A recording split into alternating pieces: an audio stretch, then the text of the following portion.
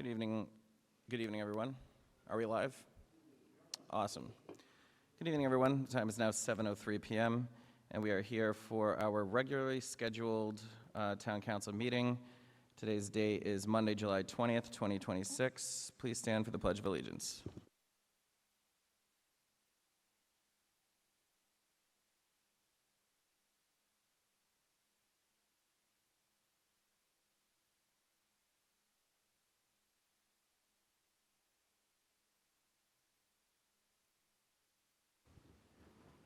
So the first item on our agenda this evening is item A1. It's a presentation by Fuss and O'Neill on the 2022 FEMA BRIC project for Foddering Farm Road Causeway. So I will invite them up to present to us. Hi, good evening. I'll do a quick introduction for our consultant here. Just to give you a little introduction on the project. So in 2017, the Harbor Island Improvement Association reached out to the town regarding flooding on the causeway. I know this might be new to some of you. And then in 2018, the causeway, as well as other causeways, were added to the hazard mitigation plan, which is a requirement for FEMA as part of the National Flood Insurance Program, as well as the community rating system. And then in 2020, the town was awarded a pre-disaster mitigation grant, of which we hired Fuss and O'Neill to conduct a concept study for the potential raising of Foddering Farm Causeway. And the Harbor Island Improvement Association and the Salt Ponds Coalitions have been part of the advisory group established to work on that project and henceforth. Since then, the town has been awarded additional funding through FEMA's Building Resilient Infrastructure in Communities, which is the 2022 BRIC grant. Fuss and O'Neill has been working with the town to refine the work previously completed on the potential of that causeway. I'd like to introduce you to Dean Audette, Jan Riley, and Katie Cretella of Fuss and O'Neill, who are here today to present these findings.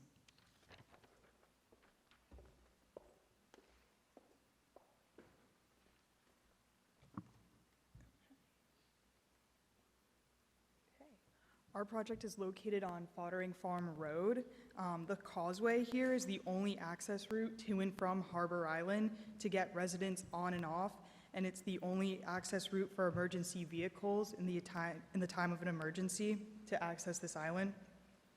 Currently, the causeway experiences flooding caused by coastal storms and during extreme high tides, and the roadway flooding is expected to increase in the future with increases in projected sea level rises. The severity of such storms is also expected to increase, and so the focus of this project is to evaluate two road raising alternatives that would increase the resiliency of the causeway and reducing current and future flood risk. So our approach to this project was to first collect some field data, which included a field survey where we collected elevations along the causeway and at the properties along the causeway as well. We did a geotechnical investigation consisting of a few borings along the causeway to see if the soil was suitable for any of these road raising alternatives. We also had a subcontractor do a wetland delineation to see what the neighboring wetlands in this area were. We conducted a vulnerability assessment to evaluate the roadway's current and future flood risks under various sea level rise projections and under various coastal storm scenarios. We developed designs incorporating nature-based solutions, and we refined our selected alternatives and created a recommended plan that identified two road raising alternatives that would reduce current and future flood risks at this causeway and could be permitted for construction with minimal impacts to neighboring properties, and could also be suitable for future funding opportunities like the FEMA grant. The key points we identified along the causeway from our field survey were the three properties. It was the bottom of their driveways where their driveway meets the road, and we also identified the lowest point on the causeway, which has an elevation of 3.8 feet. All of our elevations were collected based on the NAVD 88 vertical datum, and so we were comparing between this and what we could raise the causeway to. These points were used to evaluate the current and future flooding predicted on the causeway and would help us evaluate the risk reduction achieved with our proposed roadway alternatives.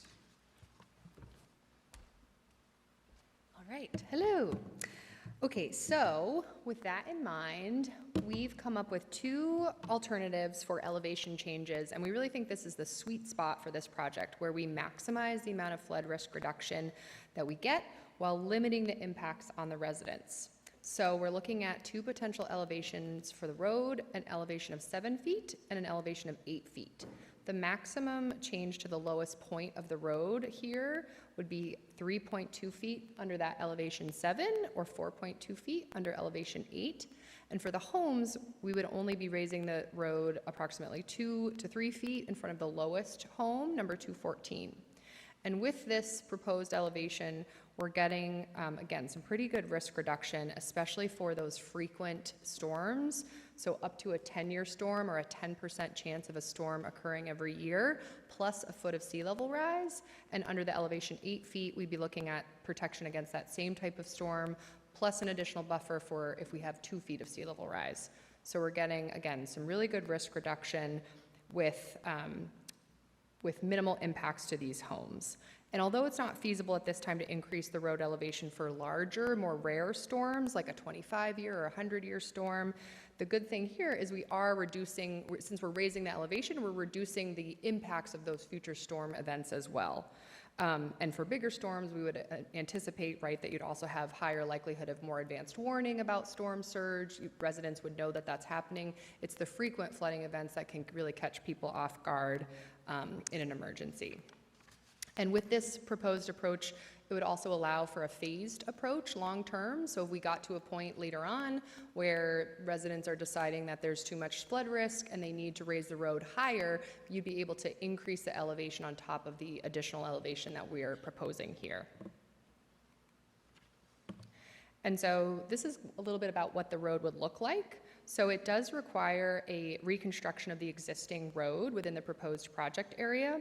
Because there's some regulated marsh habitat that's adjacent to the road, we came up with a design that constrains the width and the impacts that there would be to any of the wetland areas. And so the redesigned elevated road will provide that safe access. It will keep the pavement width the same, but it will make some improvements, again, with the elevation of the road, but also adding some nature-based solution, these vegetated slopes that also will help with some stormwater runoff. So we've got 2 11-foot travel lanes that would allow for safe 2-way travel, again, consistent with the existing road conditions. No curbing, so instead the road is crowned or constructed to allow water to flow off, which will also help with runoff and flooding. And then the stormwater would be treated by allowing it to go across these proposed vegetated areas on the slopes that would be with native vegetation. And we'd have a 2-foot grass shoulder on either side to allow space for pedestrians or cyclists to move safely to the side of the road. This type of design has been successfully permitted in other parts of Rhode Island, and this minimizes any of the impacts on the residents. This type of design would allow 1 lane of road to be open during construction and would have minimal impacts to the other utilities and infrastructure along the road. And so, of course, the other thing that we wanted to think about in addition to the risk reduction is what type of project is feasible and can be funded by the town. So based on our conceptual designs, we did estimate an opinion of a cost for both the elevation 7 or elevation 8 alternative. And you can see that the estimated costs are pretty close to each other. There's only about $100K separating the cost between the 2 alternatives because the only substantial difference between them is the additional fill required to raise the road that extra foot, and then a little bit of additional pavement and fill for the edges of the road, the additional distance that we would have for that 8-foot elevation. The bulk of the costs, the pavement, the utility work, the actual construction, the pre-positioning doesn't change between those 2 cost estimates very much. And then with these cost estimates, we use these these can be used to help us identify potential funding for the implementation of this project. As Jill mentioned, this study was funded by a FEMA Building Resilient Infrastructure and Communities grant, and a requirement for future FEMA funding is to have a cost-effective project, which essentially means that the cost of the project is less than the benefit to society. So we evaluate the cost compared to the future avoided costs that we would have for this type of project. And so for both of these alternatives, we did a preliminary BCA, a benefit cost analysis, and they were both cost effective. So this is a really good option that we think could be implemented well in the town and would be a really good candidate for future funding from FEMA. And so the next steps for the project are really to select a priority alternative, either to that elevation 7 or elevation 8. We'd like to then suggest moving forward to also identify some funding to assess the feasibility of a new culvert to improve water quality, which is another priority in that area, and then move forward with the design and permitting of the preferred elevation alternative, either that elevation 7 or elevation 8, and then apply for construction funding to implement that project. And we did identify some possible sources of funding. Again, sort of the natural one is continuing the source of funding that did this initial study with FEMA, but there's also other federal sources like the Department of Transportation Protect grants, the National Fish and Wildlife Foundation, National Coastal Resilience Fund, and then additional state funding like the Rhode Island Infrastructure Bank.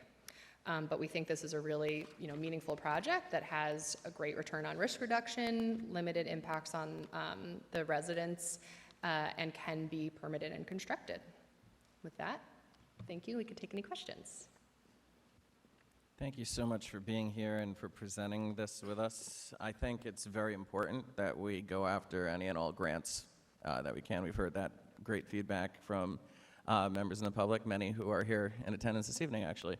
But I also want us to kind of set a realistic expectation as well. We know that the federal government's not doing a lot of, giving out or permitting grants, especially within this state. So, not only federal, state grants, and this is a general ask to the public, any and all recommendations on grants that would be applicable for this, please let us know. We do have really good grant writers in this town. We've seen them be successful. So please continue to share that with us. What would the next steps be now that you've presented us with these findings? Yeah, we have a final report that Jill and the planning team is reviewing, and then once that final report is finalized, it will be made available for any of the town council members, for any town residents, and then I believe Jill and the planning department is already working on some of the additional funding for that design and the culvert project, and then sort of as we see where that goes, the next steps would be to then identify additional funding for the design, permit, and implementation of the project. Excellent, and thank you, Jill, for doing that as well. That's all the questions I had on my end, and thank you for that very organized and well thought out report. Does anyone else have any questions they'd like to ask? Mr. Durkin, I know your microphone's on, so. Oh, jeez, I didn't realize that. But anyway,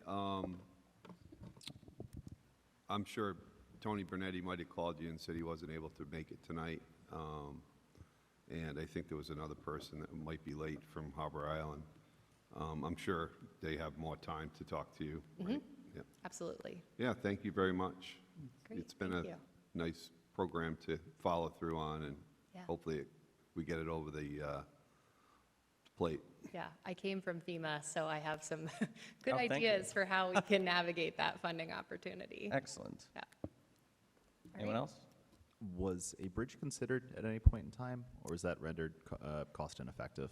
Yeah, we didn't look at a bridge yet, just because that would be a significant undertaking for the area. I think that would be something that, in the initial study, right now it made sense to still look at elevating the road, and there was still enough sort of risk reduction that could be achieved that way versus looking at a much larger infrastructure project.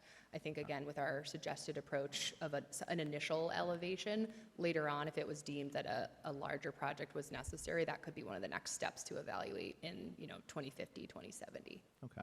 I just bring that up because talking to folks on Harbor Island, I've heard that, I believe it's Long Cove, backs up and gets a little brackish. So a bridge might allow for, flow of water to prevent that backup.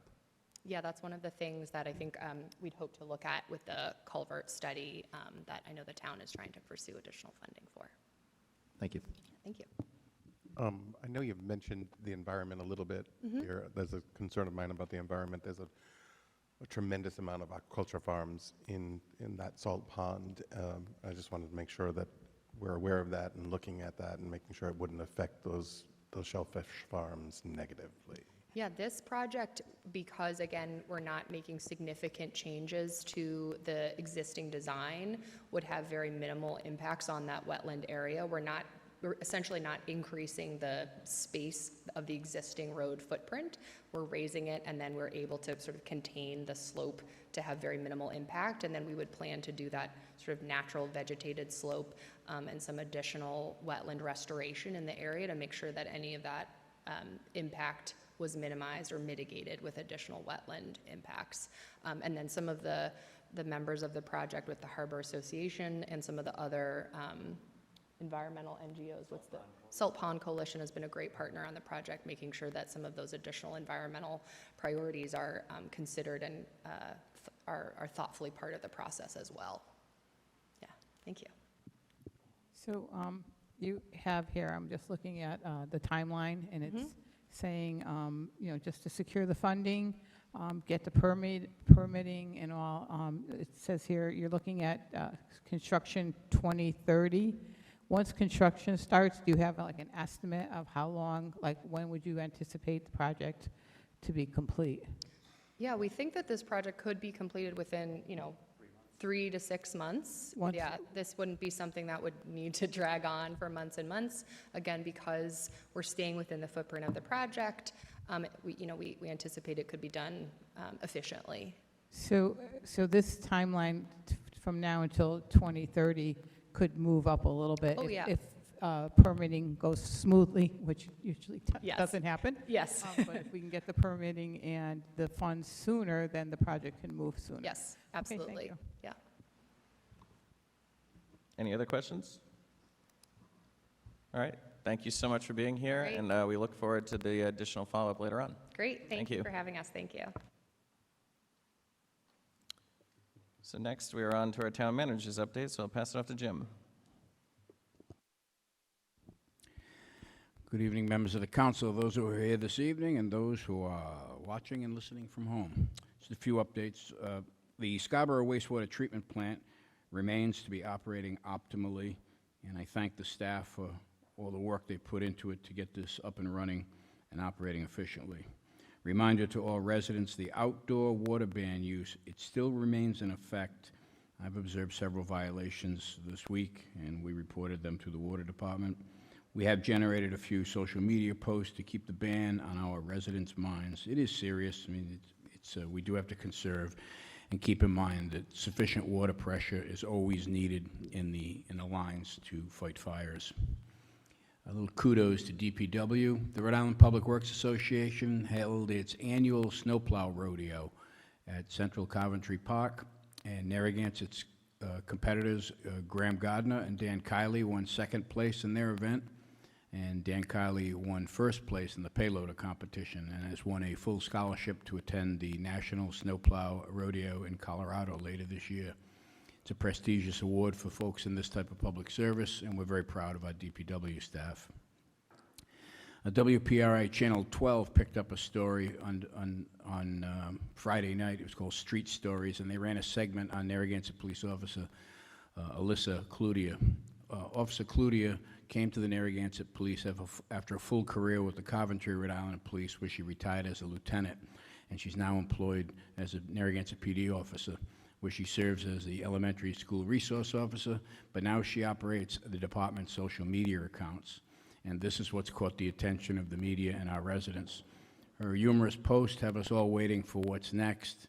Some examples that I've observed when she referred to celebrating responsibly for Independence Day, she said, if you drink a fifth on the 4th, be careful, you may not be able to go forth on the 5th. She reported that the police department had a break-in at the police station and all the toilets were stolen. The police say they have nothing to go on now. And the list goes on. So with that, we would like to thank Officer Cludia for injecting a little humor and human side to police officers who do a tough job every day. Thank you. Thank you, and thank you to Officer Cloutier as well. I think it's brought some great attention to the incredible work that our police do to protect and serve our community, but at the same time provide some very important updates to the general public in a playful way that I think has really resonated with residents and around the state. So I appreciate her advocacy on that. Does anyone have any questions for Jim? All right, moving on to the town council updates. I will start. I'd like to take a moment to recognize what was truly an exceptional evening at the Rhode Island Philharmonic's Music on the Beach. The event was incredibly well attended and brought together residents and visitors for a wonderful night of music and community at the Narragansett Town Beach. Special thank you to our outstanding Town Beach staff and the Narragansett Parks and Recreation Department, as well as our police and fire for what really seemed like the best run traffic situation I've ever seen at any Philharmonic. So again, my hat's off to you. Their efforts ensured a safe, enjoyable, and successful event for everyone in attendance. We also extend our appreciation to the Rhode Island Philharmonic for another outstanding performance, and to all of our sponsors and volunteers who helped make the evening possible. Events like these showcase the very best of Narragansett, and we are grateful to everyone who helped make it such a memorable success. And we look forward to continuing to support this initiative for years to come. And lastly, Donna and I met over the weekend to review feedback attained on prior short-term rental workshops, and are working on organizing everything, and will continue to update the public in coming meetings. Thank you. Anyone else have updates? Just a couple things. One, I love that there's that back and forth between police departments of the humor situation. It's great. I've been reading them with a big smile. I just wanted to remind everybody that on August 22nd at 10 a.m. we will still be having our float parade. You can sign up for that. You can make a float. We also are going to let people march in that parade as well. So jump on the website and sign up for that. We were going to have a soiree that evening, but it's going to be moved for our 250th, and it will be at Sunset Farms still, I believe, on November 7th, and that will be from 7 to 10. So float parade, August 22nd, 10 a.m., and then we will have a soiree event at Sunset Farms on November 7th from 7 to 10 p.m. So those are two great events that are coming up. Thank you, Jason. Councilor Vignali? I had the opportunity to attend two events that I think are worth announcing. We had a happy hour, neighbors welcomed at Poncho's, and it was just an opportunity for people to come together to have questions answered on affordable housing. It brought some state candidates, it brought local candidates and residents together. Just spent time. It wasn't anything formal. It wasn't a lecture. It was just ask your questions, talk about affordable housing, what we can do here in Narragansett towards our goals for affordable housing, and I thought it was a great event, and it was a great night, so I really enjoyed that. Who hosted that event again? That was Neighbors Welcomed. Neighbors Welcome. It was sponsored by the Affordable Housing, South Kingstown, Narragansett, and I think there was one other person, one other organization, I'm not sure. Okay, All right, thank you. I apologize for that. And the second thing I was able to attend was the public workshop that was held here on the comprehensive plan. I want to thank the community development for holding that public workshop. It was great. We came in, they did activities with residents, they asked questions, they got input from residents. There's going to be many more of them coming forward. I'm working on our comprehensive plan. It was a great event. I was able to sit back there, hear what residents were saying. So I just wanted to say thank you to the community development. Thank you. Anyone else? I did forget to remind everyone, not that you need reminding, but the Blessing of the Fleet is happening this weekend. Friday is our annual scheduled race. And then the weekend, you know, there'll be festivities going on at the gazebo by the towers, as well as down in Galilee. So please come out and support this tremendous event. Lions Club does an amazing job, as well as our service members in our community. They really put on the best race and activities every year. So please come out and support them, but also be aware that there might be some road closures going on in the immediate area by the gazebo. So just be mindful of that as well, especially during the race day, which is Friday. Walkers start at 5. And with that, we'll move on to, oh, did I forget something? Oh, and there is also, it's been asked about quite a bit. I have been notified that the boat parade is very much going to happen, and everyone is looking forward to that annual tradition that happens in Galilee on Saturday, I believe at 10 a.m., or is it noon? I'm not sure the time. Everyone show up at 10 a.m. so you're not late. And it might be noon, but it's between 10 and noon, somewhere around there. So again, we thank the Lions Club for their tremendous support and all of their hard work in putting this event together and the tremendous success. I heard that the race this year sold out extremely quick, and a lot of people were upset that they weren't able to join it. So try to get in earlier next year. So with that, we'll move on to the approval of minutes. Is there a motion to approve as presented? Motion to approve. Hold on.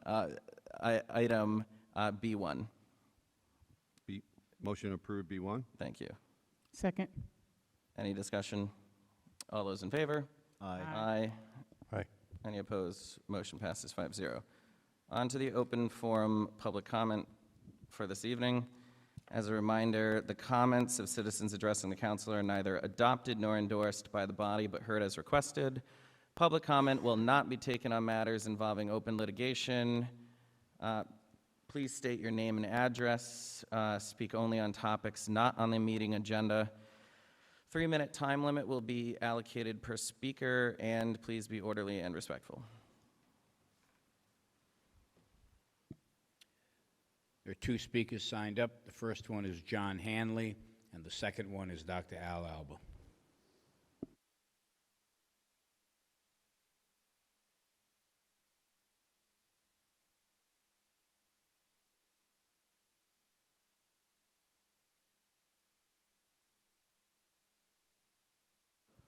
Good evening. Good evening. John Hanley, 10 Wilderness Drive. At the very high risk of repeating myself tonight, I would like to speak from the redundant Department of Redundancy Department with 7 short items. Number 1, and I know, Council President, you sort of mentioned it, but where is that short-term rental ordinance that we were promised over 1.5 years ago? That's right, 1.5 years ago. Number 2, I would like to address the kerfuffle a couple of weeks ago. To set the record straight to the uninformed and dishonest on social media, Al Alba did not give the finger to the council. He was merely aping what one council member did to him. What a class act by a council member and embarrassment to the town. Also, Mr. Alba was not escorted out as reported. Facts do matter. Number 3, where is that short-term rental ordinance that we were promised over 1.5 years ago? That's right, 1.5 years ago. Number 4, a couple of weeks ago I stood here and talked about a rental house that had 20 people for the whole week, using 2,000 gallons of water a day. Nobody cares about that, but I can't use 5 gallons a week to wash my car. Well, this week, different short-term rental house from 2 weeks ago, but 9 cars, 18 people, 1,800 gallons of water a day. But I can't use 5 gallons a week to wash my car. Number 5, where is that short-term rental ordinance that we were promised over 1.5 years ago? That's right, 1.5 years ago. Number 6, got another notice from the Narragansett Water Department. No surprise, the standard for TTHM was once again exceeded. And I know I've said this before. According to the notification, once again, in bold lettering, the notice specifies, there is nothing that you need to do. Yet the very next paragraph, not in bold, states that if you are elderly, etc., you may be at increased risk and should seek advice from your healthcare professional. It then goes on to tell you of what they have done to solve the problem over the past 4 years, and concludes by saying, quote, "We believe that this problem will be resolved through the above actions." Well, I call BS. The problem exists, you need to fix it. And finally, lastly, where is that short-term rental ordinance that we were promised over 1.5 years ago? That's right, 1.5 years. Thank you. Thank you. Dr. Alba?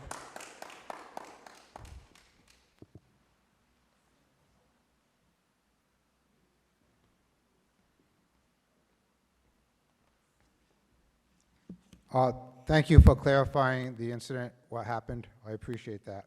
Before I get started, I would like to... Dr. Alba, sorry, can you just state your name and Yes, address for the Dr. record? Al Alba. Before I get started, I do want to share with the town solicitor and also each of you a handout which I'll be sharing on social media. One is a discussion about carrying capacity and occupancy limits based on the number of bathrooms and occupancy limits in general, and also on the Supreme Court ruling in Westerly, which shows that Westerly was able to fight and litigate against a 2,300 unit residential complex. 30% were going to be designated with affordable housing, but even though, because they have major issues with their infrastructure, their environment, their water supply, it was denied at Superior Court and Supreme Court. This is case precedent. I want to share this with you, and I'll be giving this.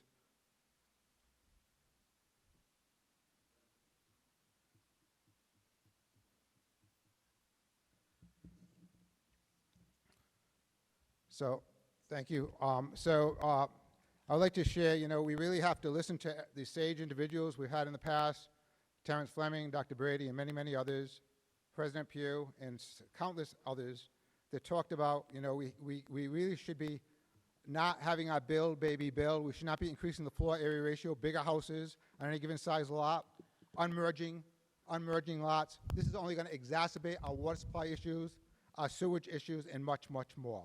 We have Mr. Durkin saying we should put a covering over the sewage treatment plant to contain the smell. Then he says we should change the name.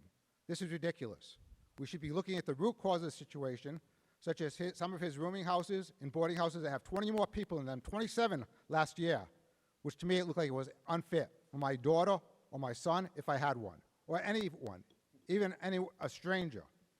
We have a wastewater treatment center which works over capacity, and Westerly paid $80 million for a wastewater treatment upgrade.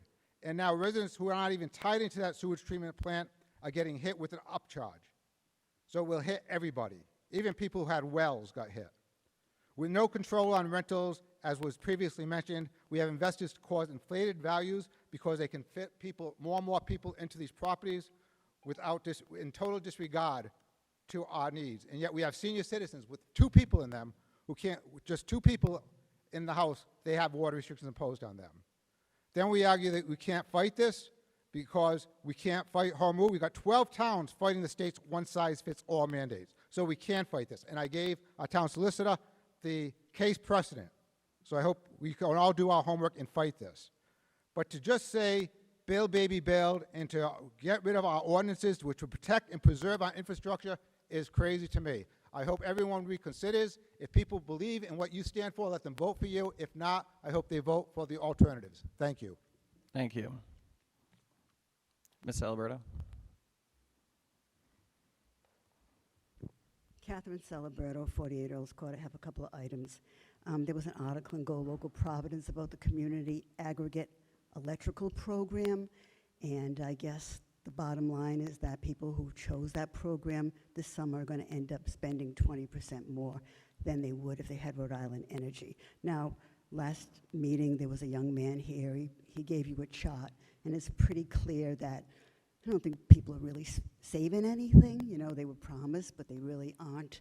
Of course, I know that that person is the son of somebody else who's trying to sell us another program. I'm not naive.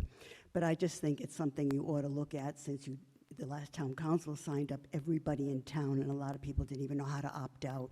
At least maybe explain to them that they can still opt out and let them make a decision. The second thing is, I live on Earls Court. We have a historic water tower. Okay, it's in disrepair, but the town owns it, and they have not spent 1 single cent on it.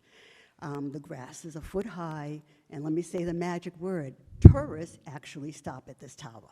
They ride up the street, they look at the, their phone at the picture, then they look at the tower, and they look at the picture. But anyway, a lot of them still get out, and they take a photo in front of the tower. At least cut the grass, for Pete's sakes. It's like a 5-minute deal. My handyman is getting too old, he won't do it. He's cleaned it up in the past, the flowers, the dead flowers and stuff, but he's not feeling it anymore. Okay, so the other thing is that Mr. Colony's posted online that program, housing repair program, is going to be a grant. And I just want to be clear, it's a loan, not a grant, because he's posted that it's a grant, and I don't want people to think it's a grant and not a loan. And on that same subject, where's the application? I mean, has anybody come up with an application yet? Because people want to apply. The last thing is, riddle me this. Who are our assistant solicitors?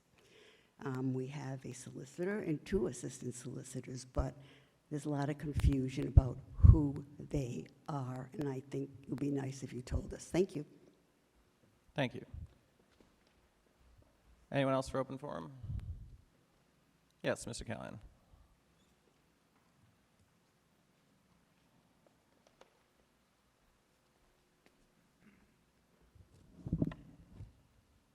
Good evening, members of the council. Tom Callahan, 26 Baltimore Avenue. Thank you, Councilor Vignali, for recognizing the work that the Community Development Department does in your remarks. They are a extraordinary group of people who do an awful lot of work for the town. When I walked into the building tonight, there was a sign on the door that said, "Threatening and aggressive behavior will never be tolerated in this building." As Planning Board Chair, following the meeting on March 17th, there was an incident of significant, apparent, aggressive, and threatening behavior by someone who is a vendor and not an employee of the town. That vendor is one of the assistant counselors,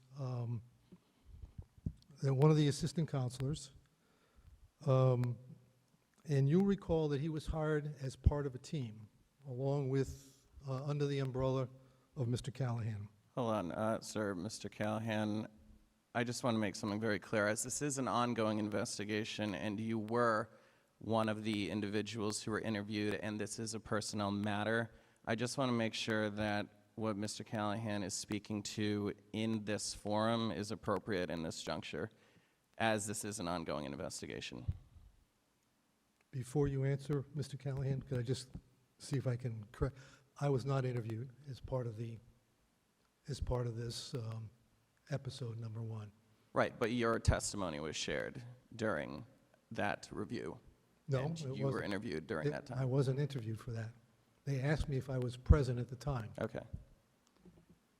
Again, since this is an ongoing investigation, I just want to make sure that it's appropriate that a comment is being made during this juncture. More than happy to get into it, but again, this is a discussion that was ongoing during executive session, and as this is an ongoing review and an ongoing investigation, susceptible to legal action, I just want to make sure that it's appropriate during this juncture to even comment on this. Obviously, it's a sensitive issue. I think Mr. Callahan has a right to say what he wants. I think as a professional courtesy, since you are the planning board chairman, I think you'd ask to use some discretion as I this intend is to be under discreet. investigation. I intend to be discreet. Thank you. Okay, thank you. Please continue. And I guess just one before we start, if you could stop the clock for just a second. Is something that's part of an ongoing investigation as opposed to open litigation? Is there a distinction between the two of them in terms of how they're handled in open session? And if so, is there any pending litigation? Not that I'm aware of. Okay, so this is An investigation is not litigation, and if you look at least the way it's announced here, it's litigation, open litigation, that's the issue. So in any event, on that evening on the 17th, there was apparent and clear behavior that certainly presented as aggressive and threatening to one of our employees. The assistant counselor who was involved in that has not been placed on the equivalent of administrative leave. That individual's been reassigned from one of the town's boards to another. So we've continued to pay the firm for both attorneys. It seems to me that if we are serious about protecting our employees and protecting the public in the town hall, then threatening and aggressive behavior has to be dealt with promptly.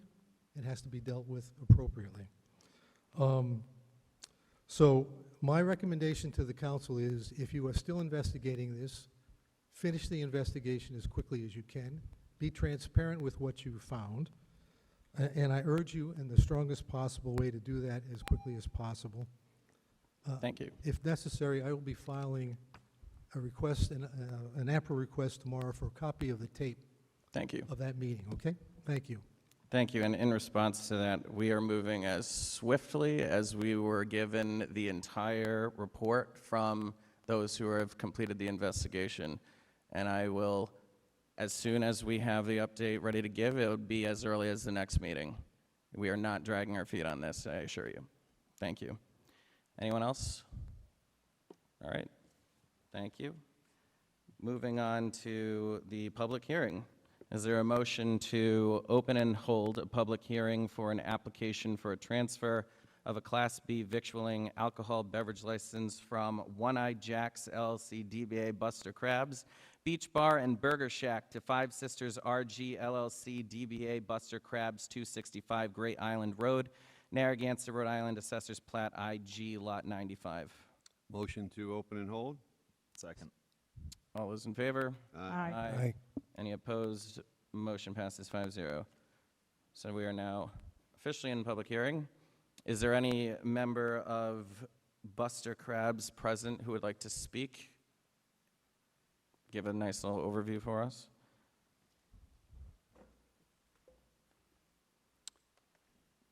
And one will be permitted to speak at a time, just so that our stenographer here can swear you in.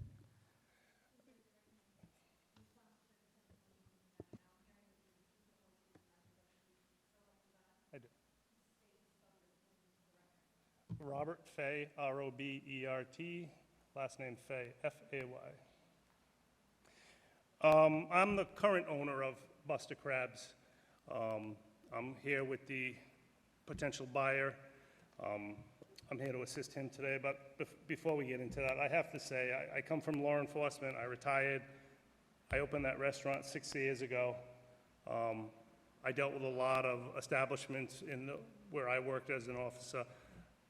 Absolute pleasure with working with everyone in regards to anyone employed with the town of Narragansett. We never had any issues. I knew I wouldn't allow that to happen. But again, I just want to thank everyone here. Absolutely fantastic to work with. Thank you. Thank you. Hello, gentlemen. My name is... Sure.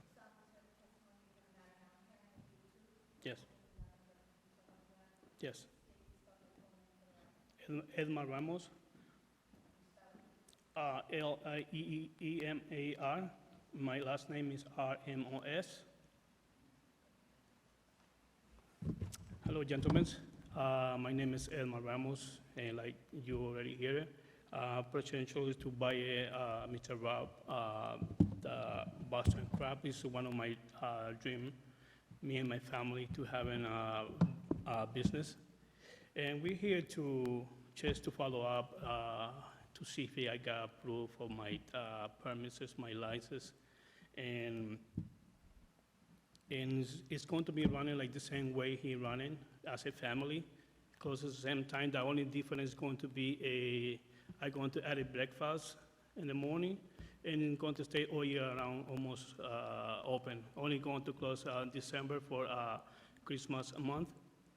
And after that, I'm going to be open all year round. Thank you. Does anyone have any questions? I think the breakfast idea is good. It's not, since Tommy D's left, Exactly, yeah. it'd be nice to have that. You're going to still have the 1 pound lobster roll? Oh, yeah, of course. Yeah. I'm not going to change anything. It's going to be the same way how he has it. Yeah, good. Yeah, yeah. Good luck. Thank you. Do you anticipate continuing to have music? Yes, same way he has it, like the music, it closes at 10 o'clock, the same way he has it. We're not changing anything. Awesome. We need live music. Sure, thank you. Anyone else? Yeah, again, I appreciate you being here and sharing the vision of this new business. Actually, it was as early as this past weekend, I was asked a question, hey, you know what's going on with Buster Crabs? Buster Crabs is closed, what?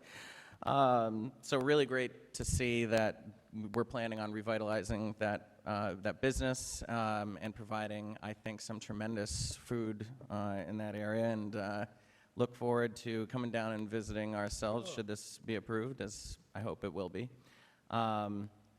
Yeah, no, I really appreciate it, and looking forward to working with you guys. Would you like to say anything or add anything? Okay. She's my daughter only. She's the one going to be running to that business. Excellent. Thank you. I do have one question. Oh, sure. You want me to identify myself? No. My brother, Mark Fay, who's my partner, but he also represents, he's an attorney. The only thing that's holding things up right now is we're still, because you all know it was sold, that whole property was sold around last October. We have to make it contingent, once we get permission from the new owners, to assign the lease to Danny. I didn't know when I should talk about that. Mr. Callahan, do you have an opinion on this or advisory on this? The transfer can be conditioned upon the assignment of the lease approval. Does that make sense?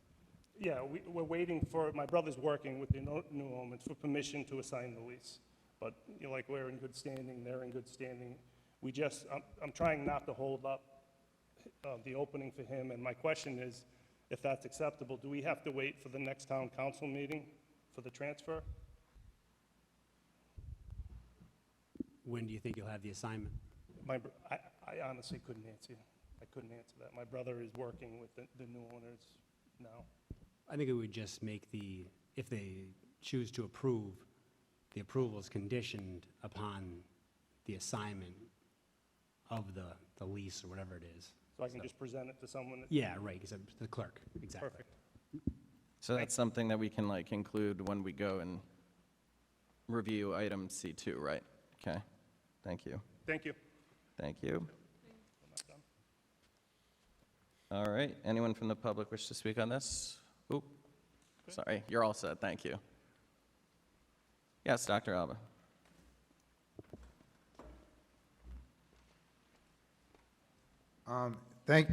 Yes. I do. Dr. Albert Alba, 24 Eagles Nest Terrace. So I want to wish you the best.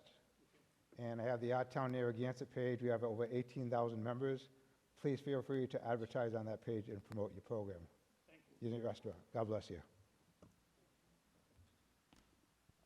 Okay, anyone else? All right, seeing none, anyone on the council have any final thoughts or comments on this? Nope, okay. All right, then wish you all the best of luck and look forward to visiting. Please let us know as soon as everything is ready and open for business. Is there a motion to close the public hearing? So moved. Second. All those in favor? Aye. Aye. Any opposed? Motion passes 5-0. Thank you. On to item C2. Is there a motion? So do we, just a quick question procedurally here. Do we amend the motion now? Open it first. Right, just read it, second, then have a motion to amend and add the condition of the assignment at the Okay. end. So is there a motion to approve an application for a transfer of a Class B victualling alcohol beverage license from One Eyed Jack's LLC DBA Buster Crabs Beach Bar and Burger Shack to Five Sisters RG LLC DBA Buster Crabs 265 Great Island Road, Narragansett, Rhode Island. Assessors Plat IG Lot 95 with the previous approved restrictions subject to state and local regulations. Motion to approve. Second? That's moved by Counselor Durkin, seconded by Counselor Vignali. Discussion, is there a motion to amend with the conditions that in order to approve this application, based on the condition, oh, I wrote it and I can't read my handwriting. Right, that the town clerk received the assignment required by the landlord for the approval. Just Okay, is that good? Okay. So moved. Second. All those in favor? Aye. Aye. Any opposed? Motion passes 5-0 on the new amended language, and now we have to do one final vote on the final C2. And now, is there a motion to approve item C2 with these new stipulations? Motion to approve with the Second. amendment? Moved by Counselor Durkin, seconded by Counselor Colonies. All those in favor? Aye. Aye. Any opposed? Motion passes 5-0. Is that good, Sarah? Thank you. All right. And congratulations. Thank you. Next is our consent agenda portion of the evening. Is there a motion to approve as presented items D1, D2, and D3? Second. Any discussion? All those in favor? Aye. Aye.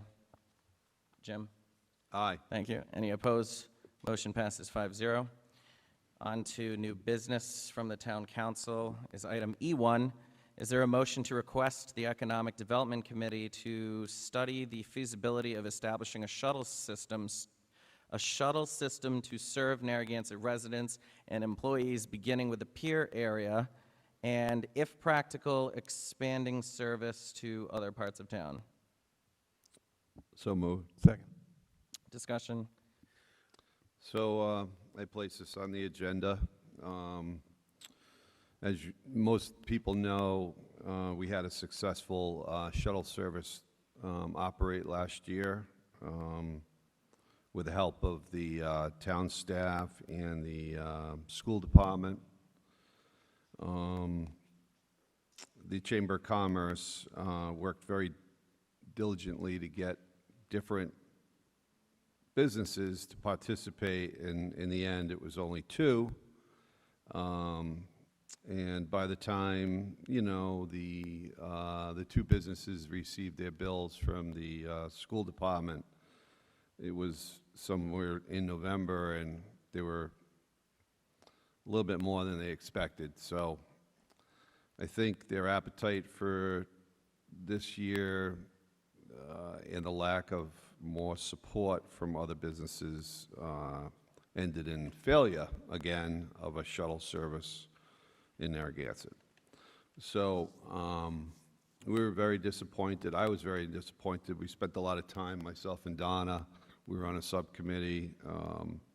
Peg Fredette from the Chamber worked very hard with the people to get that thing going. The school department was a big help. And so we thought best to take a different approach for next year. We have a Economic Development Committee, which may be better suited for talking about this and bring it back to the council. And I've spoken with Doug Gilbert, who is the president of the Economic Development, and although we didn't have a meeting scheduled for August, we do have one now scheduled on August 4th at 5:30 to toss this around with whoever wants to attend and come up with some ideas for next season. That's about it. So if anybody else has anything to say. No, I appreciate you bringing this again. You know, I think, again, there's members of our community in attendance here who spoke on this last time. I think it's, you know, very important. We heard a lot of people, actually, members from the chamber, local businesses come out in support of this initiative. Think that, you know, when there's such a limited and lack of parking, it's very important to regulate how especially our employees are getting to our local businesses, and to have that guaranteed location of where to park. It's ease of mind, but it's also an investment in our employees who are it's very hard to find really good seasonal help and year-round help, especially these days. If people are concerned about where they're gonna park without having to be late for work, you know, that's a great concern, in my opinion. And I think any opportunity that we can get local businesses on board to support a shuttle service, I think we should encourage that agreement. And again, this isn't a vote to bring back a shuttle service, even though I think it's important. We're just passing this off to the Economic Development Committee to study feasibility, come up with an approximate cost of what it would look like. You know, we've heard from residents, you know, when there's liability, there's, you know, we don't think that the town should bear the burden of the entire cost. I agree. But again, there's an investment that's being made with providing that sense of relief to employees who want to work in our community. So again, I appreciate the request to bring this, or to present this to the Economic Development Committee for their review, and I look forward to their findings. I would just like to say that, as you said, it was very successful last year. We have a lot of data. We know what was good. We know what worked really, really well. We know now what we need to look at, and I think passing it on to the Economic Development Committee is an excellent way to be able to study it. Last meeting, we had people in the audience who were here who were supporting it. I think it's something that's well received, wants to happen. I think we just need to hone in now on exactly what we can do to make it work for Narragansett. I had a lengthy conversation with Peg Fredette about this last week. This is something that needs to happen. If we can free up parking in the pier area, if we can free up parking all around town, utilizing shuttles for this, you know, taking both employees or having tourist parking elsewhere and shuttling them around, I think that's only a win. That'll stimulate economic development. More people will be able to come through, stimulate our businesses. So this is something I'm in favor of. I think it's just important to clarify, even though I know that there's a vision there, I think what's being requested for the EDC is it's the employees, not tourists at this time. But along the same lines as what you're saying, though, is when you're providing these employees a place to park, it is opening up additional spaces within and around town for people to come in and support local businesses. Small steps, but big picture. Yes. Thank you. Anyone else on the council have comments on this? Anyone from the public? Ms. Celeberto. Catherine Celeberto, 48 Earls Court. I really don't like the idea, the use of the words, it was successful, and other words like that, because it wasn't successful. Only 2 businesses signed up, and they don't want to bear the brunt this year. So, you know, we're back to square one here.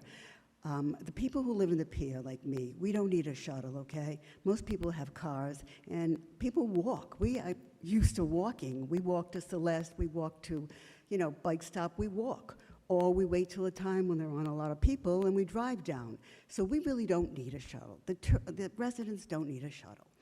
The businesses obviously need that, and that's their problem, not ours.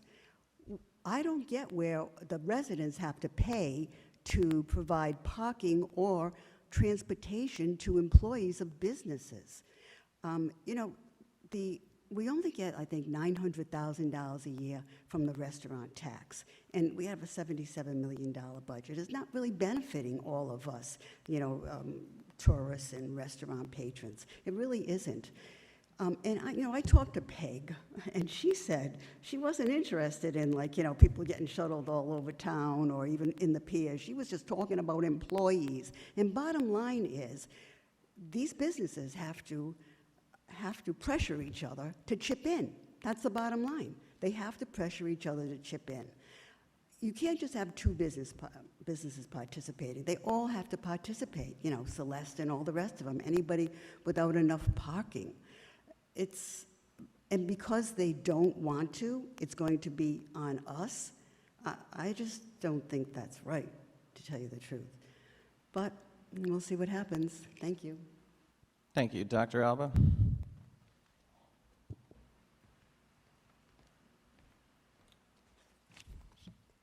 Dr. Al Alba, 24 Eagles Nest Terrace. So I always find it ironic when Mr. Durkin put some of these proposals together, and then, I'm sure he can remember, one of his top lawyers, Patrick Dougherty, was fighting my cousin tooth and nail on having too many parking spaces. You can't have so many parking spaces based on the size because you're going to have too many people in that restaurant. I was there, Mr. Durkin. I had to defend my cousin. I'm close to my family, just like you're close to your family. But I got to call it the way it is. We have, basically, when Boone Street Market opened up, it was limited to 129.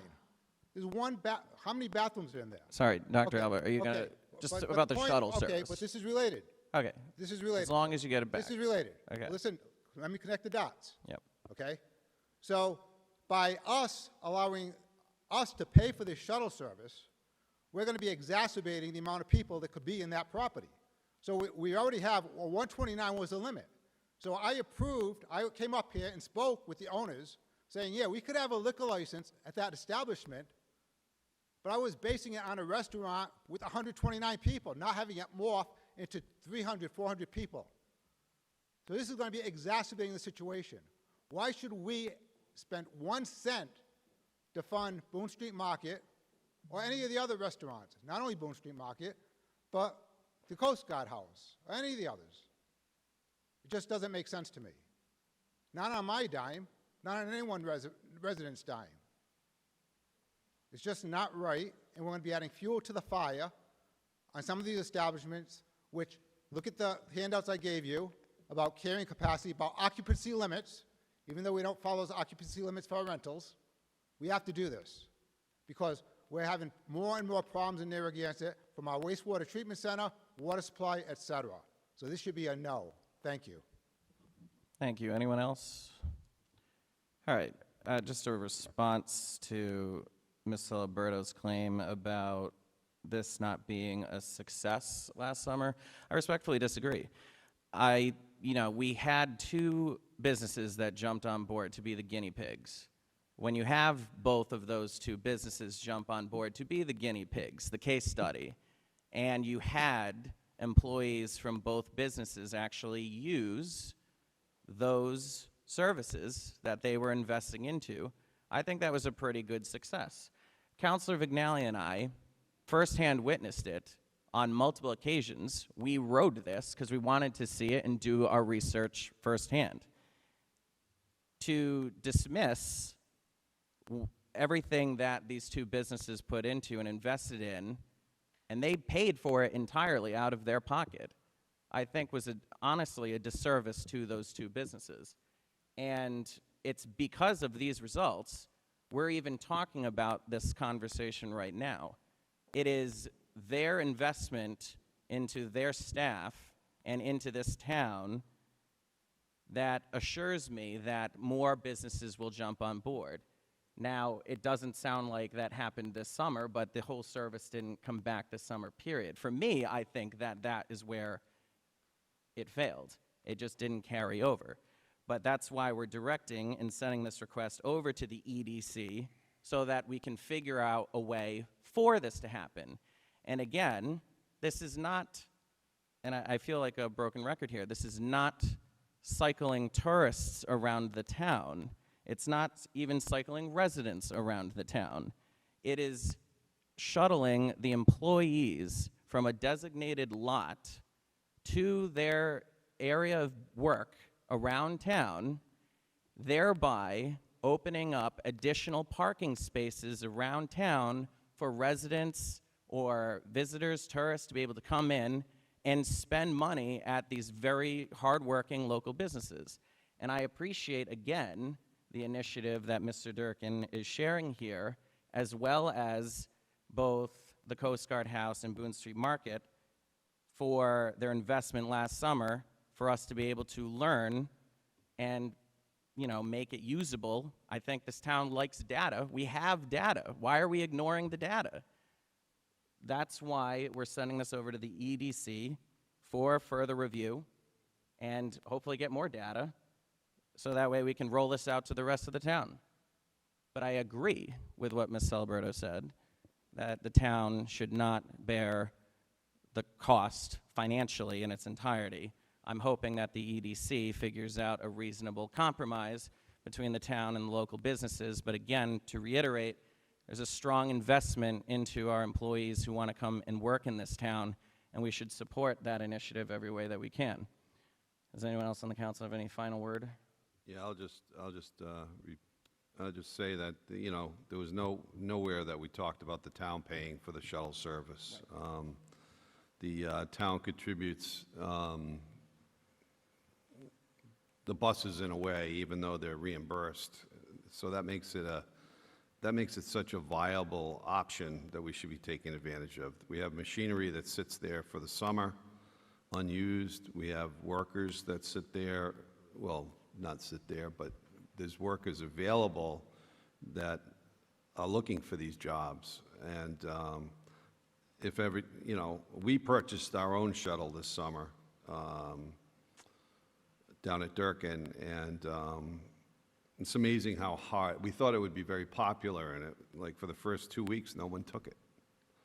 So now, after 2 weeks later, figuring out it's not viable, we're trying to figure out what to do next. So we're going to have more earlier rides and that kind of thing. So anyway, we're doing our little part. There's people in Scarborough that actually take the Ripta bus at the bus stop at Knowles Way and Point Judith Road down to Galilee, to and from. It's like a 2-hour. So they get to go down to George's, they go down and have some lunch, they have a few drinks, whatever, and they get the Ripta bus back. So it's happening. Up in Bonnet, there's a neighborhood bus that goes around. There's people parking up on Boston Neck Road and bringing people to the Bonnet Shores Beach Club. So it's happening all around. So I think it's something that we need to do. It'll make our town more friendly and happy, and we're willing to put our time and effort into it. So thank you. Thank you. Any final thoughts? Seeing none, all those in favor? Aye. Aye. Aye. Any opposed? Motion passes 5-0. On to item E2, is there a motion to discuss a rain barrel initiative for Narragansett residents? So moved. Second. Discussion. So is this your item, Councilor Vignano? That's, Okay. so I put this on last week, our last meeting, we had the gentleman from Veolia speak to us, and I had at that point said to him, you know, is there any way that they can partner and do some type of a rain barrel initiative? He said they were looking into it, so I decided to do some research and see if there was other ways that we can possibly do this. I mean, as we continue to have these drought conditions and water restrictions, I think it's at least worth exploring the rain barrel initiative for our residents. There's simple, affordable way for the homeowners to collect rainwater from their roofs and use it to water their gardens and their flowers and landscaping. Every gallon of rainwater used outdoors is a gallon of treated drinking water that we don't have to, doesn't have to come from our public water supply. A simple rain barrel connected to one downspout can collect over 50 gallons from a single rainstorm, and a typical 1,000 square foot roof can collect about 600 gallons of water from just 1 inch of rain. Even using a small portion of that water for gardens and landscaping can make a meaningful difference in our overall water conservation.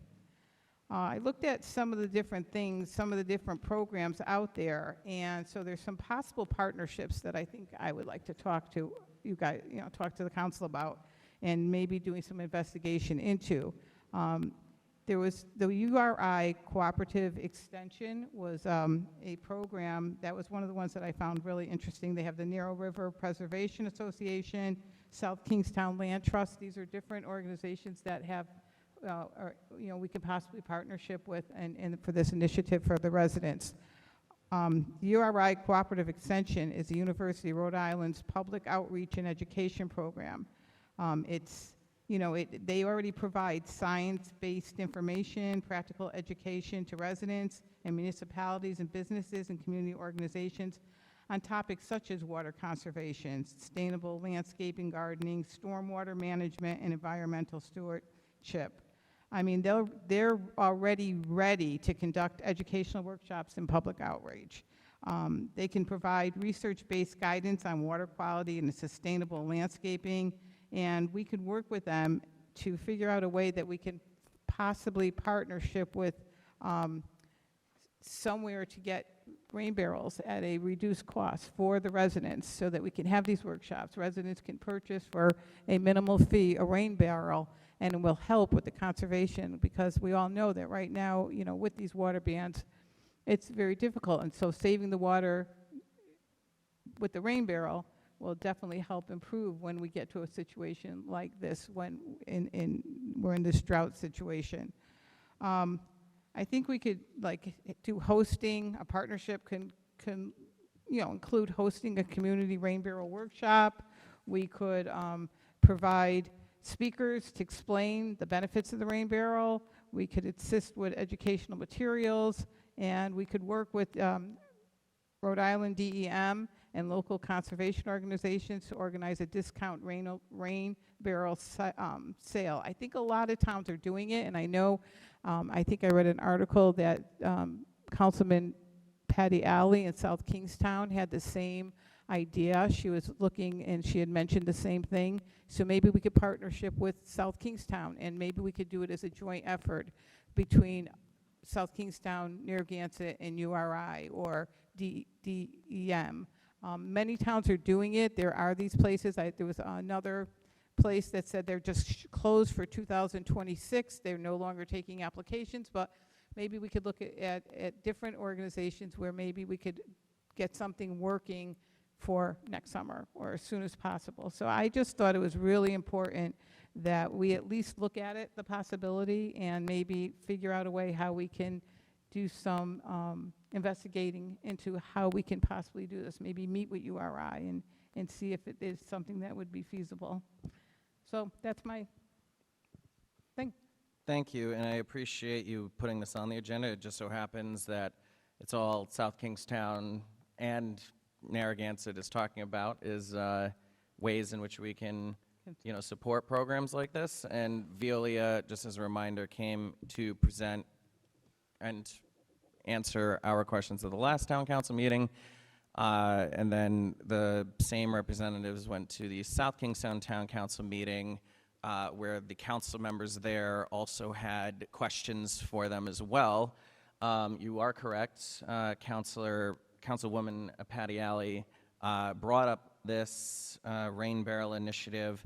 I will share that just like the South Kingstown Council expressed great frustration with Veolia as well, and encouraged to improve communication across the board. But along the lines of Patty Alley, she brought up the rebate program for the rain barrel initiative, saying that, maybe there's $75 for a rain barrel, a rebate for $50. Something along those lines, I think, is certainly something that we can get on board with. Again, a rain barrel initiative is not going to solve all of our problems. We know that. But this is just one step in which I think, we can all support each other, and especially through a rebate program. That would be very beneficial to both our residents and our neighbors' residents as well. And then lastly, along the lines of, I know you had mentioned a lot of cities and towns are doing this. I don't necessarily know if a lot of cities and towns in Rhode Island are currently doing this. Maybe some are. Charlestown, I But- believe, is looking to do it now, too. That's good. Yeah. But I do know that, like in New York and other states, you're seeing a lot more fruits of the labor from Veolia. And again, this is something that we've expressed frustration on from our side as well as South Kingstown. So this is a joint effort. We don't have any one individual working with South Kingstown at this point. Our town engineer, of course, is doing a tremendous job working in his capacity. But just know that this is something that we are in the same boat as you all, and I would definitely support a rain barrel initiative, and I'm sharing that out in hopes that maybe something like this can be brought on.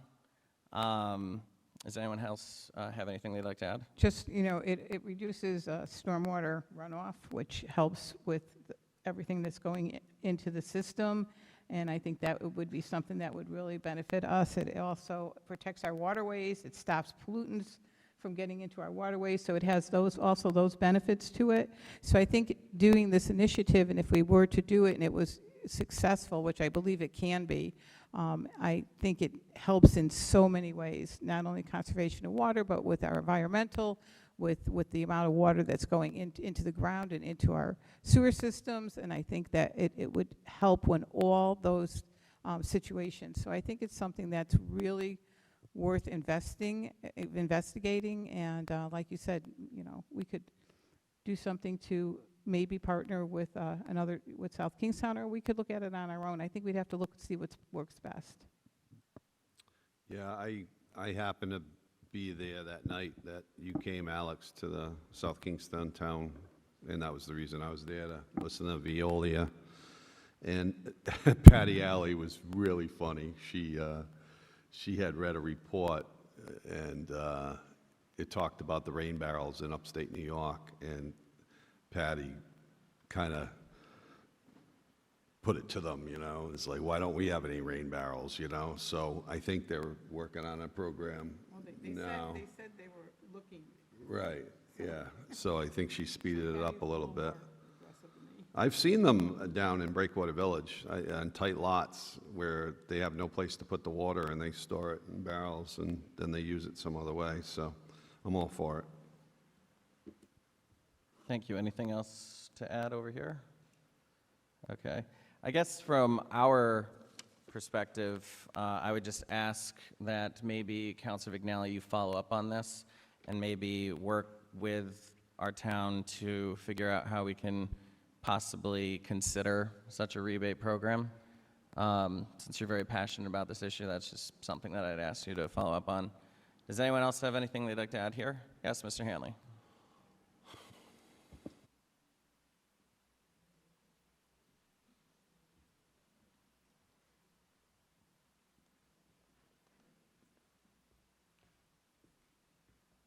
John Hanley, 10 Wilderness Drive.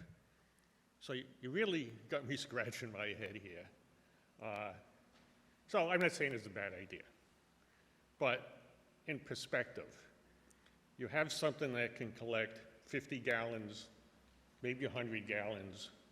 You're in a drought, so what's that? Every 2 weeks you have a rainstorm. So you got 100 gallons every 2 weeks that saves water.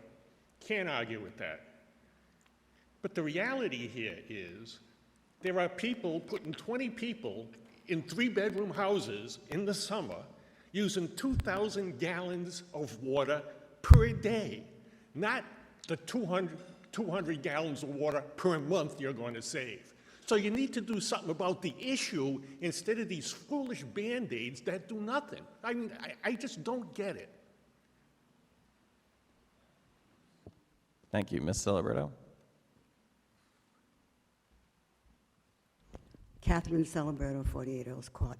This is just another plan to push off responsibility onto the residents. I can't imagine any rental owner installing rain barrels at their rental and telling their renters to, what, I don't know, use the water to wash their cars or whatever. It's just not going to happen, let's face it. And the other thing is this, you really can't use rainwater to water vegetable gardens. That is water that runs off asphalt roofs, down gutters where birds have crapped into, and then it goes into this rain barrel. And there are a lot of studies about this, that you really shouldn't use it on vegetable gardens, or if you, and then the only other extreme is, like, if you do use it, don't eat the vegetables for 3 weeks. It's just not so, you know, and this is our problem. We want to be able to water vegetable gardens, and we can't do this with rainwater. But again, this is just pushing it off on us when we're really not using the bulk of the water. Thank you. Thank you. Anyone else?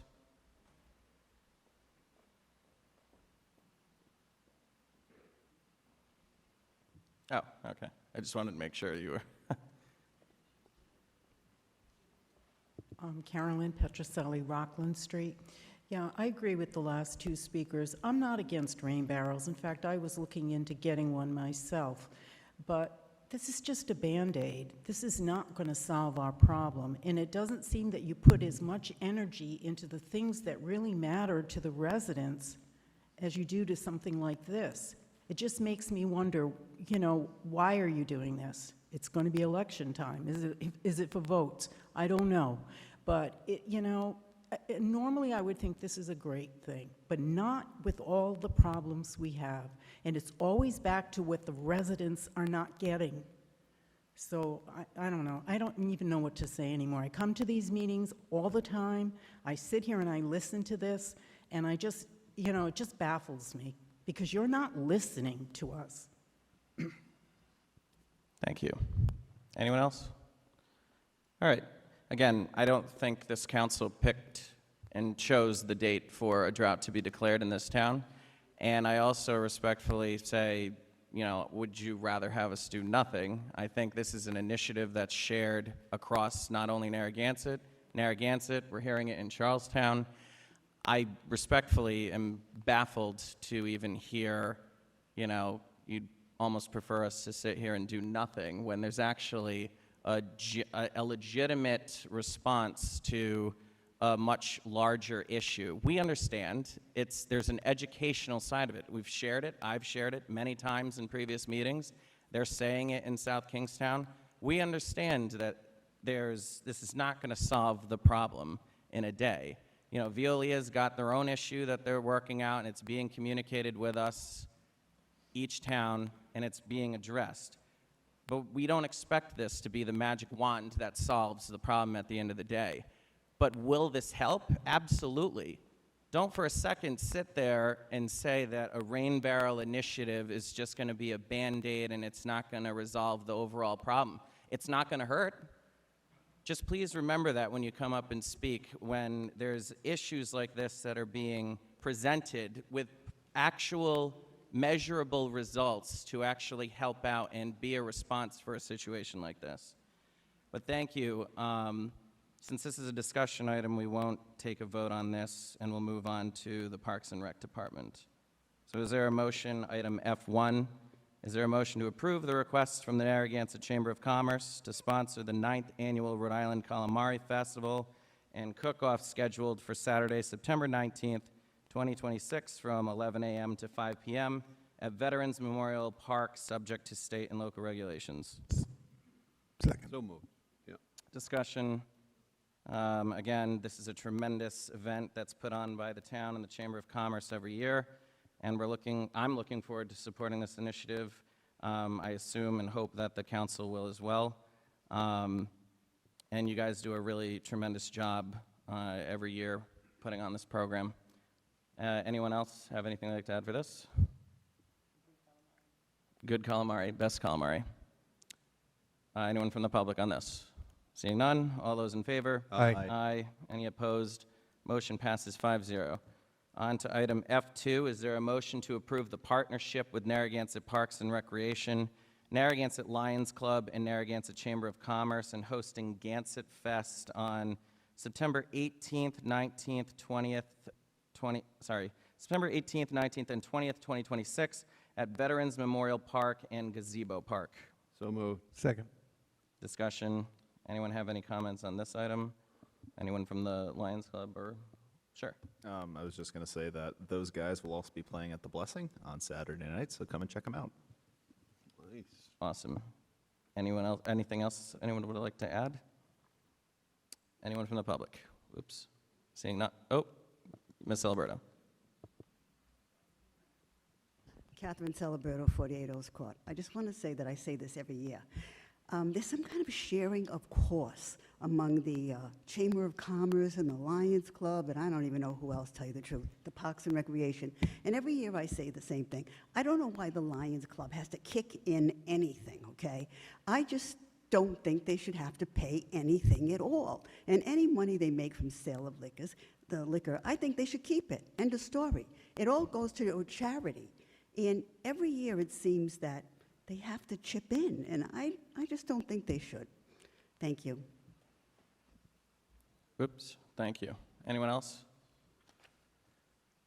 Mr. Tierney, do you have any idea, like just a comment on this as to, along the lines of what Ms. Celebrato said, something along the lines of don't believe that this is something that the Lions Club should have to pay? Is this a requirement that the town?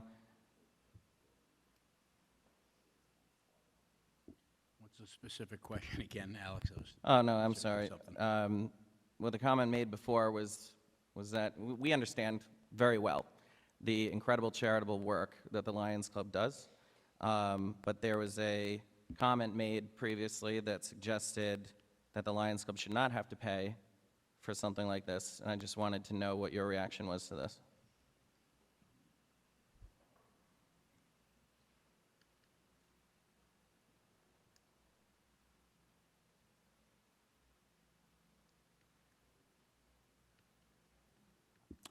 The fee for the use of the park itself, are you talking about? I don't think they pay anything, so I don't know.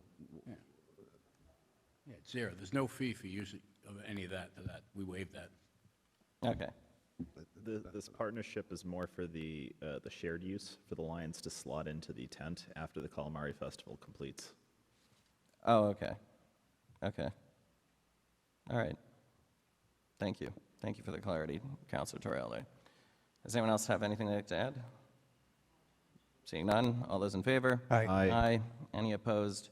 Motion passes 5-0.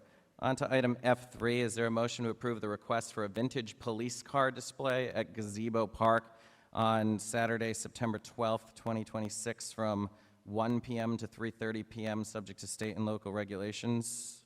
Motion to approve. Second. Any discussion on this?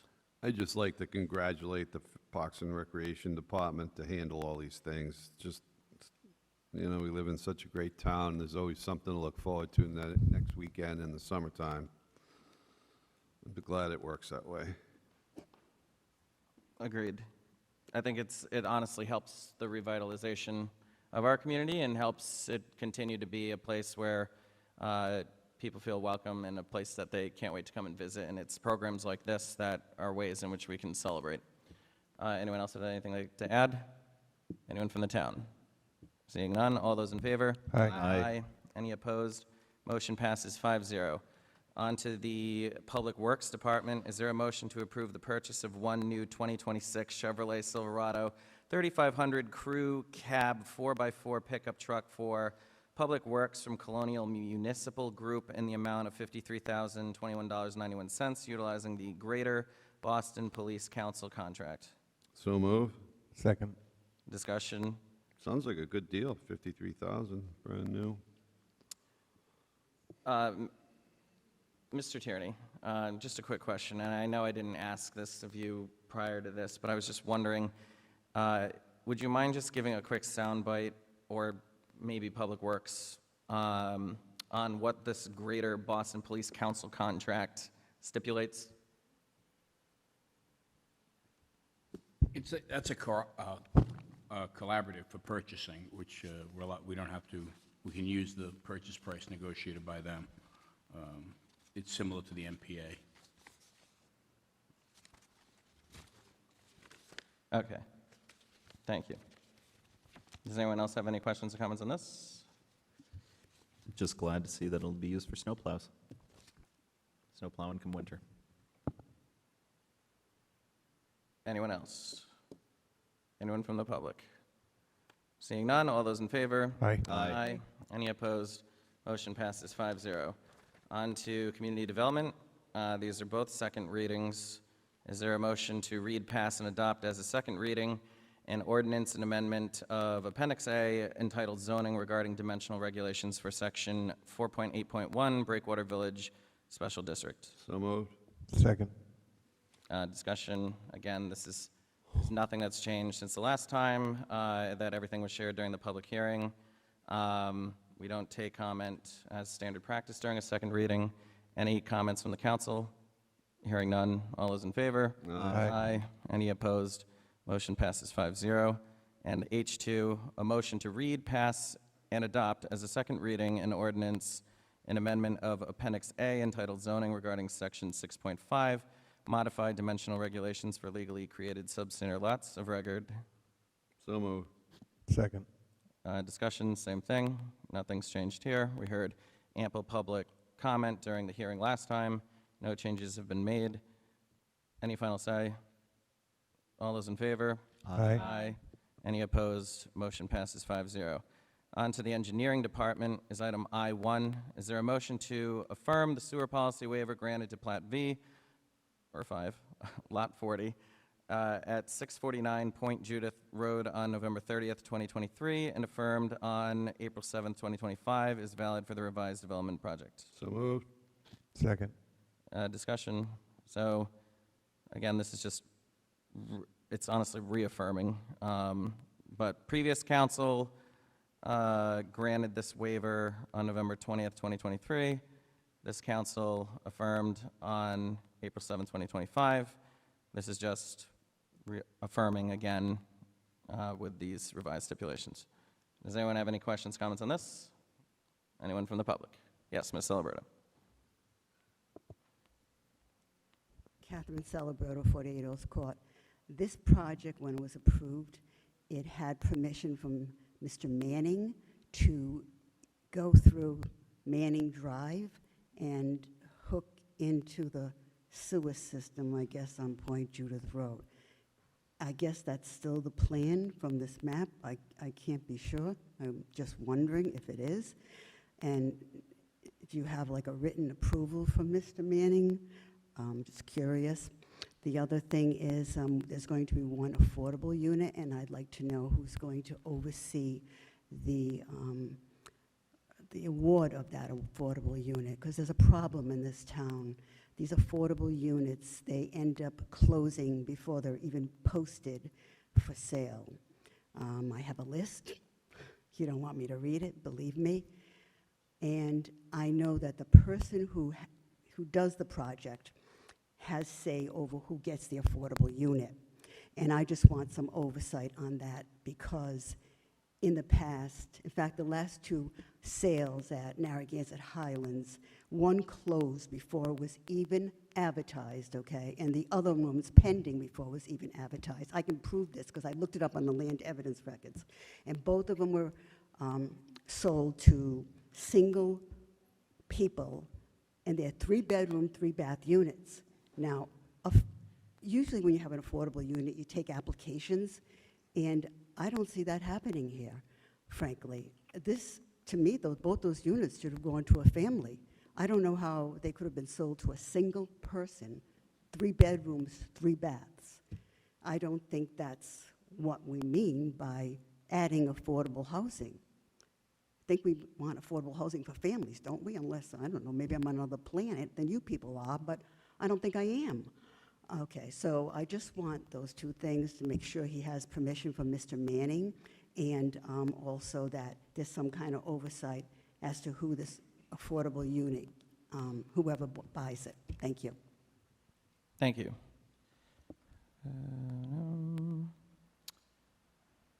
So, just as a quick follow-up here, can we confirm that permission was received from Mr. Manning?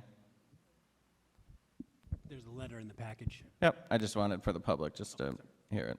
And then regarding oversight, Right, each affordable housing unit has to have a monitoring agent. I don't know who the agent would be in this case, but each one, whether it's Narragansett Housing or Community Action up in Warwick, or there's a few of them, so each one has to have that. So they're the ones who monitor those things. Thank you. Anyone else from the public? Anyone from the council? Hearing none, all those in favor? Aye. Aye. Any opposed? Motion passes 5-0. On to item I2. Is there a motion to approve the recommendations of the Sewer Policy Committee and approve a waiver relative to Sewer Policy Sections 2D, 7A, 7F, and 7H to the Plat NA Lot 3020, 151 Isabel Trail, proposed subdivision? So moved. Second. Discussion. So this is something, again, that came out of the Sewer Policy Committee for review.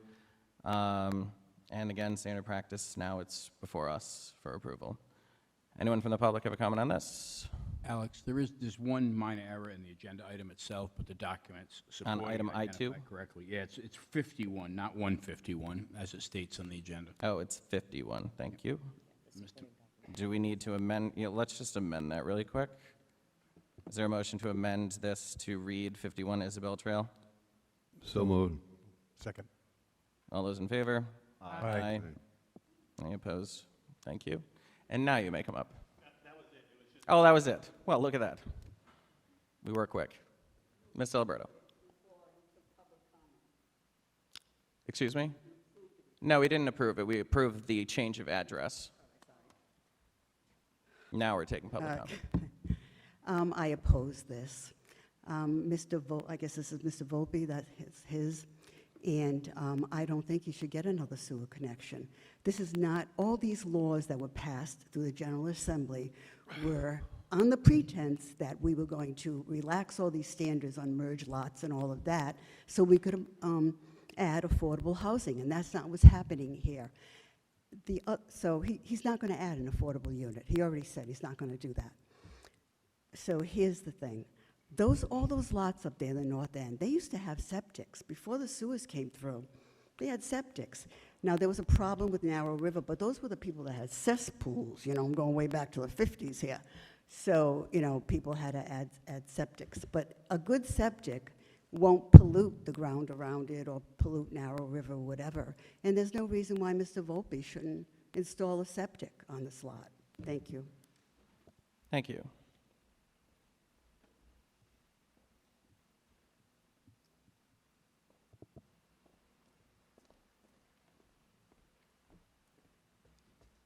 Carolyn Petroselli, Rockland Street. I too am in opposition of this application because simply the fact that our sewer system is under such stress and that now we're just adding more to this. We've got a lot that's being unmerged, and that second lot could, like Catherine said, just be put on a septic rather than burden the system even further.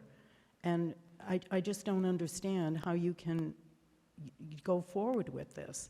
And the other thing I'd like to say, and this is more of a general thing, when a resident comes up here to speak to you during this kind of a part of the meeting, if you have a question or you want to respond or you want to make a statement, why not do it while the person is still up here, rather than wait for them to sit down, and then they can't get up any longer to make a response back to you.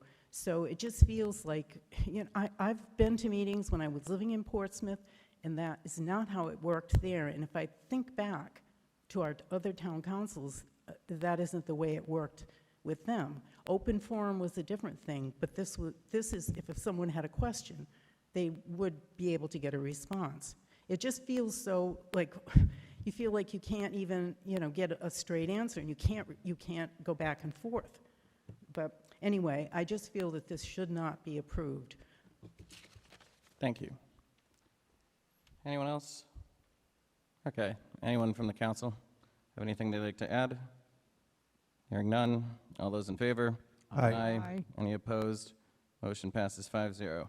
On to item I3. Is there a motion to approve the recommendations of the Sewer Policy Committee and approve a waiver relative to Sewer Policy Section 2D, 7A, 7F, and 7H to Plat Q, Lot 101, located at 140 South Pier Road, proposed subdivision?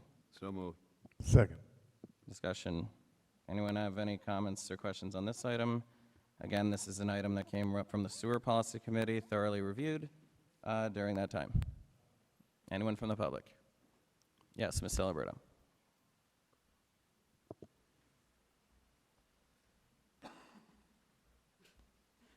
Catherine Celebrito, 48 Earls Court. Isn't this the lot where DEM only approved one house, and now they want to subdivide it and make 2 lots?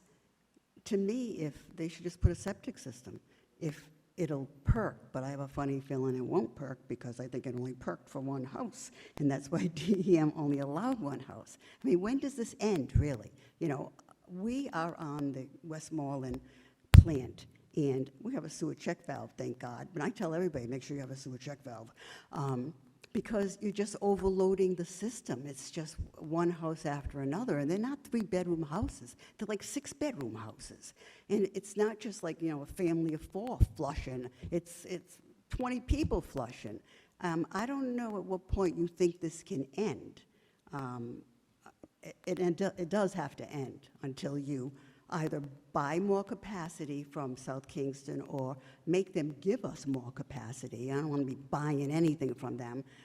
You just can't keep adding houses all the time. Thank you. Thank you. Anyone else? Yep. So again, I know our town is actively negotiating that capacity, and I agree with you on the importance of that very issue. But again, this was presented to us at the Sewer Policy Committee review regarding the same concerns as septic, all that, notes taken, added in here on this agenda item. Again, and the Sewer Policy Committee, after review, did recommend for its approval. Anyone on the council have anything finally to add? Hearing none. All those in favor? Aye. Aye. Any opposed? Motion passes 5-0. On to the Information Technology Department, item J1. Is there a motion to approve the annual renewal of Asset Essentials Enterprise for fiscal year 26-27 from Brightly Software, Inc. in the amount of $20,932.57? So moved. Second. Discussion. Anyone have any comments on this item? Anyone from the public? Seeing none, all those in favor? Aye. Aye. Any opposed? Motion passes 5-0. On to the Finance Department. Is there a motion to approve the modification to the change order that allows change orders of up to 10% of the original approved dollar amount to be subject to approval by the Finance Director and Town Manager, so long as the total of the change order does not exceed $50,000.00 over the original approved dollar amount, to now allow for staff approval only if the original amount is under the $20,000.00 purchasing threshold. So moved. Second. Discussion. Thank you to whoever wrote that agenda item, as that was probably one of the longer agenda items I've had to read. Any comments from the council on this item? Anyone from the public? Mr. Hanley.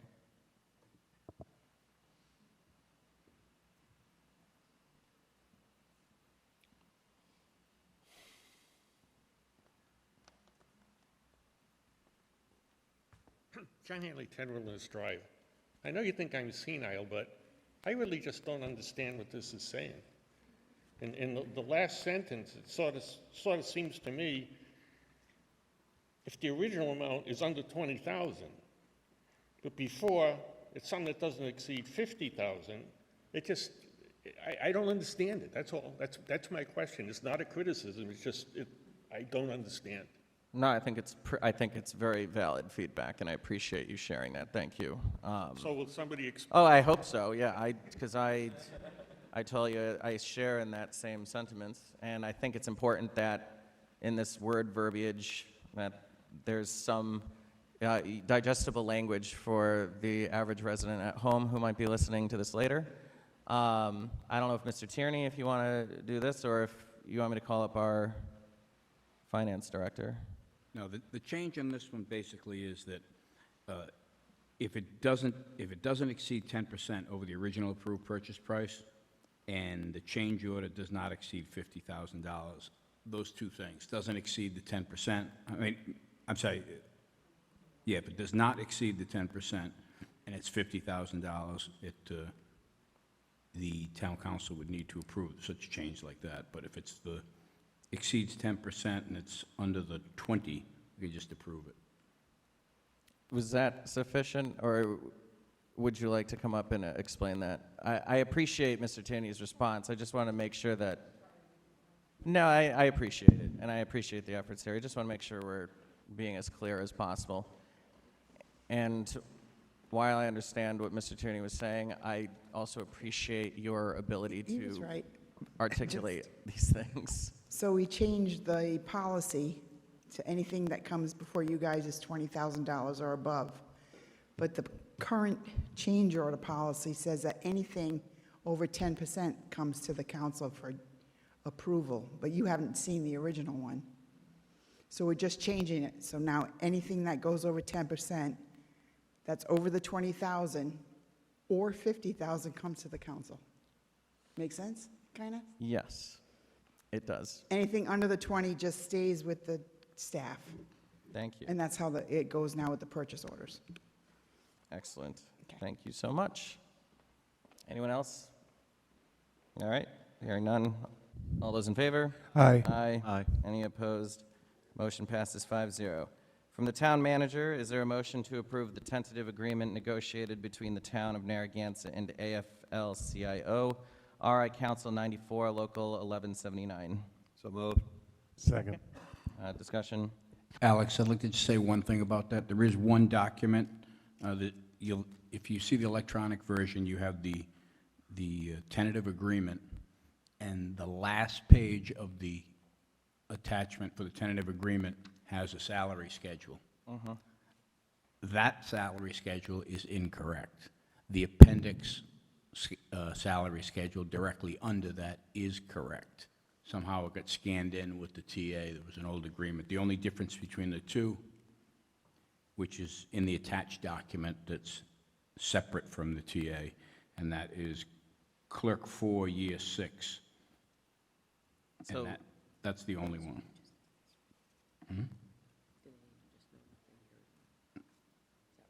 No. So is the correct, is the correct salaries, is everything in there correctly somewhere? Just delete the salary schedule that's attached, somehow got attached to the rear of the TA, the separate salary schedule, which just had corrected one error. I have it here signed by myself and the council and the union president. And that is in the electronic version. It's just that somehow It is in the electronic version. Yeah, two schedules got put in there, and one of them is incorrect. No, just so that we articulate clearly which one is correct, which is what you've already explained. Thank you. Correct. The only change is Clerk 4, Year 6. Yep. Is, the correct number is 3305, and that's the correct document. Thank you. Does anyone have comments on this? Anyone from the public? Seeing none, all those in favor? Aye. Aye. Any opposed? Motion passes 5-0. Finally, from the town clerk, is there a motion to approve a victualler license application for ITP by the Sea, Inc., DBA in the Pink by the Sea, located at 18 Kingstown Road, Narragansett, Rhode Island, subject to state and local regulations? So moved. Second. Discussion. Anyone have comments on this item? Anyone from the public? Seeing none, all those in favor? Aye. Aye. Any opposed? Motion passes 5-0. On to item M2. Is there a motion to approve a mobile food establishment license application for Frosty Lobster LLC, DBA Frosty Lobster, subject to state and local regulations? So moved. Second. Discussion. Anyone have questions or comments on this item What's from a council? frosty lobster? What's a Frosty Lobster? I assume it's one that's not cooked. Maybe. And it's cold. Yeah. Anyone else on the council? Anyone from the public? Ms. Celebrato. Catherine Celebrato, 48 Earls Court. I can't even talk, I'm so tired. Anyway, I don't have any objection to these mobile food licenses, but again, this one says under primary location, no location. So again, it's where's Waldo? Where are these? We have so many of these licenses, and yet where the heck are they? Really, could somebody tell me? I mean, is there like a map you could put up with pins in them or something? I'll be darned if you can find one of these. I know there's a coffee truck, was at Boone Street Market, but I think they can't be there anymore. I don't know what happened there. Probably because there's going to be a coffee shop down the street. And to your point, they're limited where they can go, because if they overlap with, like this one couldn't be near Monahan's because Monahan sells lobster. So where is this truck going to be? I think there should be a question, like a tentative location or something.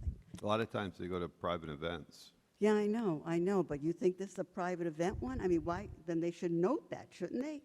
I The don't coffee know. truck Hold has a on. schedule I don't want on their anyone, website. All right, I don't want anyone interrupting Ms. Celebrate. Are you all set? So to answer Ms. Celebrate's question, Sarah, I don't know if you want to just articulate. There is a very limited, very well-defined location in town where these food trucks would be permitted. That's correct. And Yep. is this map available online? It's accessible? The prohibited streets where they are not allowed to operate is part of the mobile food establishment ordinance. Yeah. So they can clearly see where they're not allowed there. In regards to where they are, like Councilor Durkin stated, they are needed to operate at private events for residents in town. And in addition to that, a lot of the mobile food establishments will post on their Facebook or Instagram pages where they're going to be. Thank you. Anyone have final thoughts on this? Seeing none, all those in favor? Aye. Aye. Any opposed? Motion passes 5-0. On to M3, is there a motion to approve a mobile food establishment license application for KP1 Holdings, LLC DBA Coffee, subject to state and local regulations? So moved. Second. Discussion. Anyone have comments on this? I just had a coffee from them the other day. It was delicious.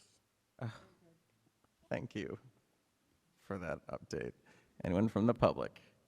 Seeing none, all those in favor? Aye. Aye. Any opposed? Motion passes 5-0.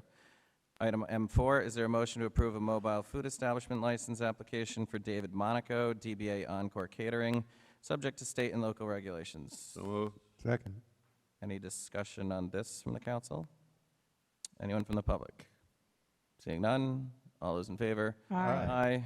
Any opposed? Motion passes 5-0. Finally, is there a motion to approve a mobile food establishment license application for Sandbar Cafe LLC DBA The Sandbar Cafe, subject to state and local regulations? So moved. Second. Discussion. Anyone from the council have comments or questions on this?